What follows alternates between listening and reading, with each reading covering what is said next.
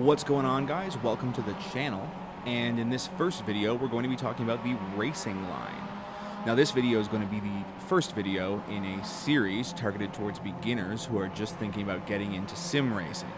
Quick disclaimer for the beginning is that I am not a professional sim racer by any means. I have a C class rating in iRacing, and I qualify generally near the center of the pack. We're going to be looking at this race that I recently did in the Mazda MX-5s, where I qualified in 4th place and ended up coming in 2nd. Again, this was a rookie race, so if you already have some sim racing experience, you probably won't get much out of this video. But we're going to go ahead and we're going to start talking about the racing line. Basically, the racing line is the fastest way through a corner. There are two different kinds of racing lines, the geometric line and the preferred line. To better illustrate this, we're going to be taking a look at a graph that I drew by myself using a trackpad. Let's say this is your corner. Our goal here is to find the fastest way through the corner, or in other terms, the path of least resistance. This is the geometric line. It's the line that follows the corner exactly, and in racing, realistically, is no good to us. This line may make the most sense as a beginner as it follows the curvature of the corner, but in the grand scheme of things, it is incredibly slow, and you'll leave a lot of time left on the track if you follow this line. This is the preferred line. This line is going to allow us to carry the most speed through the corner, starting from the turn-in point on the far left of the bottom of the corner to the apex of the corner, all the way to the top on the right-hand side of the corner. You want to use as much of the track as you possibly can to carry the most speed through the corner that you possibly can. This will often include curbs and a little bit of grass on the apex if you're feeling a little bit risky. Let's take a look at the qualifying laps for my Mazda MX-5 race and see if we can dissect some of the corners. Here, we're going to be looking at a basic right-hander on the Lime Rock track. We're going to start at the very left-hand side of the track, slide towards the right, just touch the apex on the right-hand side as we come through the turn, and then slide back to the left. Let's take a look at that corner again, but this time a little bit slower and a little bit closer up. We begin the corner as far left as we can get without touching the grass. Slide gently to the right, just touching the apex, getting the curb a little bit, and then moving back over to the left. We're going to talk about throttle points and brake points in another video, so don't worry about that just yet. Now that we understand the basics of the racing line, there are just a few more types of corners that I want to go over in this video, using a few more crudely drawn diagrams.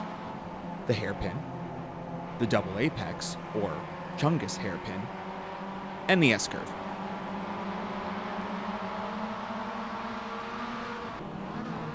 To talk about the hairpin, I've loaded up my race at Hairpin City, better known as Tsukuba. Take note on the diagram on the screen of the two lines through the hairpin. The geometric line we've already been over is pretty much useless to us, so I won't be mentioning it again. But take a look at the preferred line through the hairpin. Now watch as we go through this next hairpin. As we position ourselves to the right of the track, we hit our braking point, then slowly drift to the left of the track, hit the apex of the hairpin, hug the inside, and then as we exit, we would normally drift back over to the right, but there's somebody in the way. Normally, coming out of that last turn, we wouldn't drift all the way back over to the right, as the next turn is a right-hander, and we would need to be on the left of the track. We'll talk about this technique more when we go into S-curves. Next one up is the double apex. I wasn't able to prepare a real-life example of the double apex, so we're going to use the last corner of Tsukuba.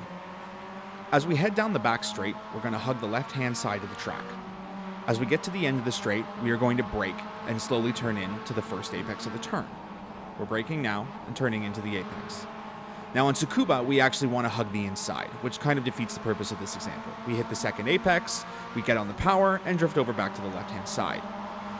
On a wider double apex, you would actually hit the first apex and then go to the outside of the track. A lot of racers refer to this as diamonding the corner. The last type of corner that I want to go over is the S-curve.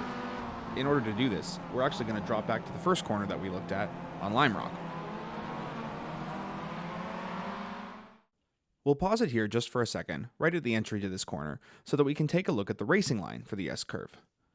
Now, as we look at this racing line, we think, that's a pretty strange racing line. Or maybe you don't think that, but that's okay.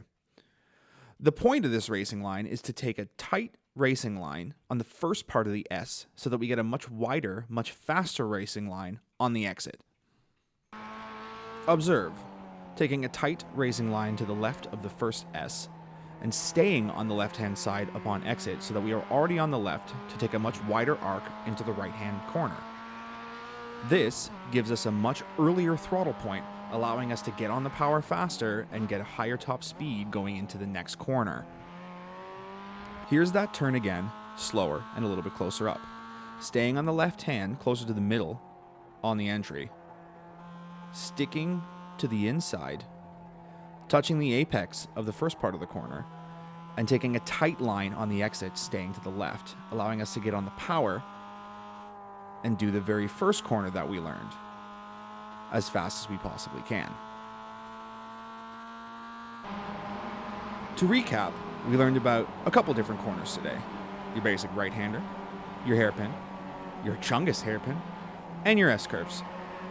Following the racing line is the first step to becoming fast around these tracks. Learning the racing line even before that. You want to learn your racing line before you jump into a lobby with people, because the racing line is generally where the other people on the track are going to want to be. We're going to talk a little bit more about braking and throttle points, which go hand in hand with the racing line. But for now, jump into a practice session and start going around the track and figuring out the fastest way through those corners. Hope you guys enjoyed the video. We'll see you next time.